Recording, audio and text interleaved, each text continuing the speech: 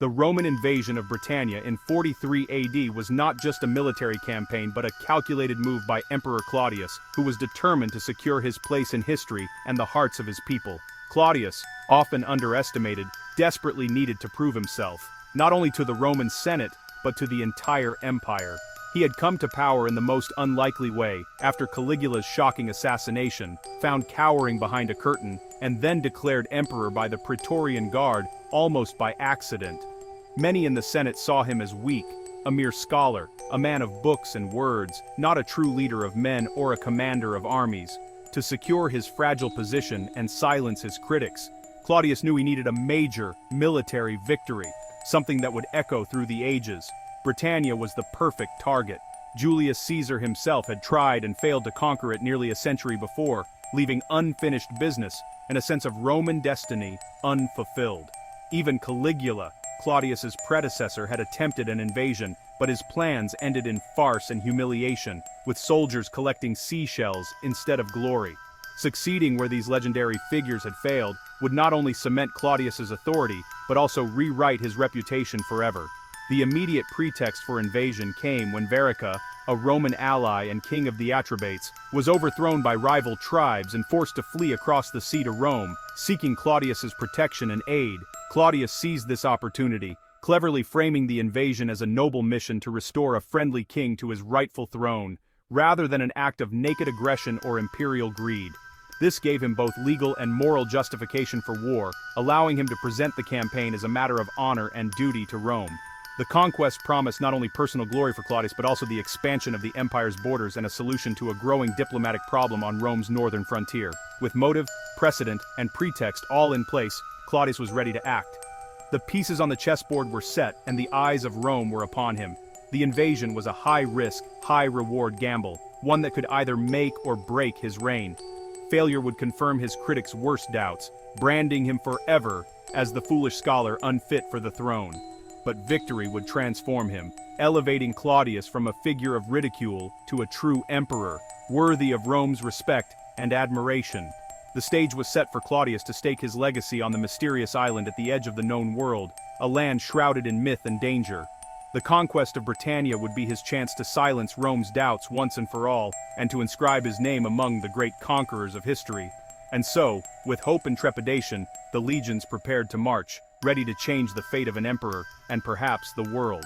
Claudius assembled one of the largest Roman armies in decades, 4 full legions, each a formidable force in its own right, drawn from the farthest reaches of the empire. Alongside them marched as many auxiliaries, swelling the ranks to nearly 40,000 men, an army unmatched in size and discipline, prepared for a campaign that would test the limits of Roman ambition. These were battle-hardened veterans, men who had survived countless campaigns, yet even they hesitated at the prospect of crossing the dreaded Oceanus Britannicus, the stormy channel that separated them from the mysterious island of Britain. To the Roman mind, the channel was more than just water. It was a boundary between the world of men and the unknown, a place where legends said monsters and spirits dwelled. Fear gripped the soldiers. They mutinied, refusing to board the ships, their courage faltering in the face of the unknown. Aulus Plautius, the general chosen by Claudius himself, tried to rally his men, but even his authority couldn't sway them from their terror. Desperate, Claudius sent Narcissus, a trusted advisor and former slave, to address the troops, hoping a new voice might break the deadlock. The soldiers mocked him, shouting, "Io Saturnalia," the cry of a festival when slaves and masters switched places, turning the moment into a farce. Ironically, their laughter broke the tension that had threatened to tear the army apart, reminding them of their shared identity. Realizing how absurd they looked, pride as Roman legionaries took over, and the men remembered the honor and discipline that set them apart from all others. The mutiny ended as quickly as it began, the threat of disaster dissolving in a moment of unexpected unity. The soldiers, their confidence restored and their fears momentarily forgotten, boarded the ships with renewed determination. The invasion was back on track, saved not by force or punishment, but by humor, camaraderie, and the unbreakable pride of Rome's finest. The legions set sail for the unknown, their fears replaced by a fierce determination to conquer and claim new lands for Rome. The fate of Britannia, and Claudius's legacy, hung in the balance, as every man aboard those ships knew the eyes of Rome were upon them. the greatest gamble of his reign, was about to begin with everything at stake for emperor and empire alike. The Roman war machine was finally on the move, ready to carve its destiny across the sea and into the heart of Britain. The Roman fleet sailed from Gesoriacum, divided into 3 groups for flexibility and safety. The crossing was rough, but a meteor streaking westward was seen as a sign from the gods. Where did they land? Historians still debate. Richborough in Kent is a strong candidate, with early Roman forts and a triumphal arch. But some evidence points to Chichester, in friendly Atrebates territory, as the main landing. Archaeological finds at Fishbourne support this theory. It's possible the Romans landed at both sites, one as a diversion, the other as the main force. This would have split British defenses and allowed a secure beachhead. The true landing site remains a mystery, but the strategy was clear: surprise, flexibility, and overwhelming force. The Romans were ashore and the conquest had begun. The Britons would soon face the might of Rome. The Britons, led by Caradocus and Togodumnus, quickly rallied to resist the invaders. Their war chariots and fierce charges were legendary, but their tribal armies lacked Roman discipline. British warriors fought bravely, but with inferior weapons and little armor. The Romans, in contrast, were a disciplined machine, armored, shielded, and trained to fight as one. Early skirmishes revealed the gap: British heroism versus Roman organization. The legions absorbed wild charges, then advanced relentlessly behind their shield wall. The conquest would be a brutal collision of 2 worlds. The Britons made their stand at a major river, likely the Medway, determined to block the Roman advance into their lands. This river, wide and swift, was seen as a formidable natural barrier. The Britons were confident it would halt the Romans, believing the invaders would never dare a direct assault across such treacherous waters. They didn't bother to fortify their position, trusting the river's natural defense to keep them safe. Their camps were simple, with few barricades, as they expected the river to do most of the work. But Claudius, the Roman commander, had a plan. He sent in Batavian auxiliaries, expert swimmers trained to fight in water, to cross at a hidden point. These elite troops swam the river in full armor, launching a surprise attack on the Britons' prized chariot horses. Chaos erupted as the chariots were neutralized, their horses panicking and scattering, leaving the Britons' main advantage in disarray.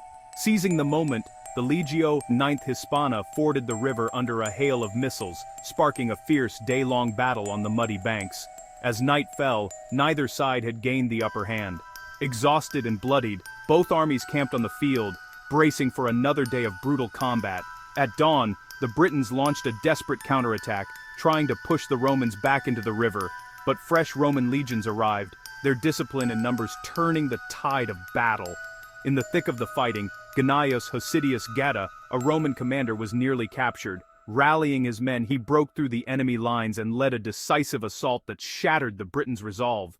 The British lines collapsed under the relentless Roman advance. Survivors fled in all directions, abandoning the riverbank and their hopes of stopping the invaders. The Battle of the Medway was a hard-won Roman victory, achieved through cunning, courage, and relentless determination.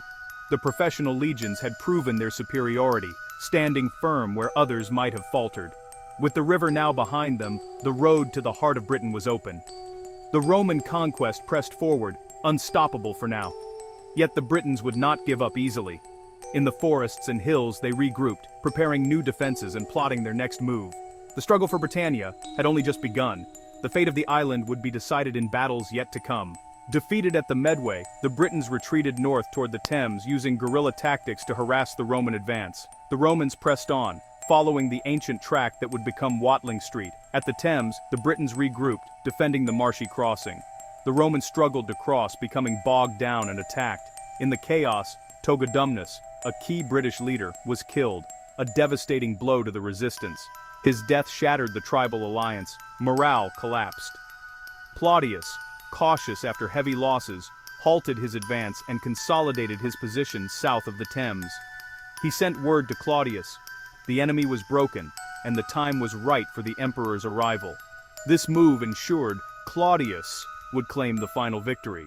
The campaign's climax was near. The fate of Britannia would soon be decided. The emperor was on his way.